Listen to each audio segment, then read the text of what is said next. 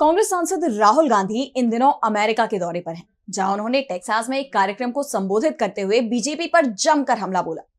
राहुल ने कहा कि भारत में अब कोई भी पीएम मोदी से नहीं डरता है। लोकसभा चुनाव के बाद से ही देश की जनता समझ गई है कि ये सरकार संविधान से खिलवाड़ कर रही है। तो और क्या कुछ कहा राहुल ने, देखिए इस रिपोर्ट में।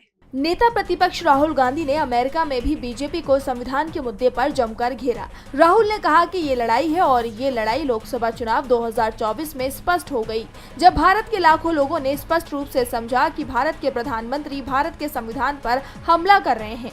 मैंने आपसे जो भी कहा है वे संविधान में है। आधुनिक भारत की नींव संविधान है। चुनाव में लोगों ने जो स्पष्ट रूप से समझा और मैंने इसे होते हुए देखा। राहुल गांधी ने अपने पुराने भाषण का जिक्र करते हुए कहा कि संसद में जब अपने भाषण में मैंने अभय मुद्रा का वर्णन किया तो आपने गौर किया होगा कि ये निर्भयता का प्रतीक है और ये हर एक भारतीय धर्म में मौजूद है। जब मैं ये कह रहा था तो भाजपा इसे बर्दाश्त नहीं कर सकी, वह नहीं समझते और हम उन्हें समझाने जा रहे हैं। दूसरी बात ये हुई कि लोगों के अंदर बीजेपी का डर गायब हो गया। हमने देखा कि चुनाव परिणाम के तुरंत बाद कुछ ही मिनटों में भारत में कोई भी भाजपा या भारत के प्रधानमंत्री से नहीं डरता था। इसीलिए ये बहुत बड़ी उपलब्धियां हैं। इसी के साथ राहुल गांधी ने आरएसएस की विचारधारा पर भी सवाल उठाए। उन्होंने कहा कि आरएसएस का मानना है कि भारत एक विचार है और हमारा मानना है कि भारत में विचारों की बहुलता है।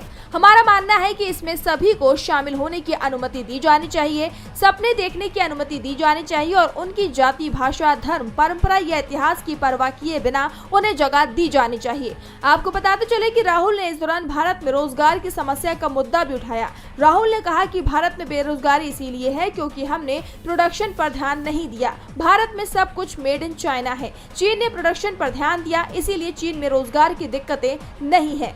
राहुल के इस हमले से बीजेपी बुरी तरह घिरी हुई नजर आ रही है। संविधान का मुद्दा लोकसभा चुनाव में भाजपा के गले की फांस बन गया था और अब राहुल ने संविधान और रोजगार को लेकर बीजेपी पर हमला बोला है। विधानसभा चुनावों के मौसम में राहुल का हमला बीजेपी को परेशान कर रहा है।